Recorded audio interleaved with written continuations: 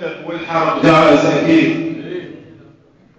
الخيمة مكتب والحرب جائز أكيد. هاي فتوى خذوها منك.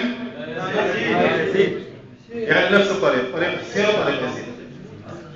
خيمة مكتب والحرب جائز أكيد. هاي فتوى خذوها منك يا يزيد. واجب تنزيل قرآن الإله حتى لا يرجع محمد من جديد، حتى لا يرجع بعطم كربلاء. ما نريد نشوف ثورة من الشهيد. مستحب رشة فوق الخيام ونقيد السجاد وعيال الحديد. مستحب رشة فوق الخيام ونقيد السجاد وعيال الحديد. لا يجوز شرعا واكبر حرام. نخلي صوت حسين يعلش ما يريد. لازم نشوف الحقيقة نخلي خير.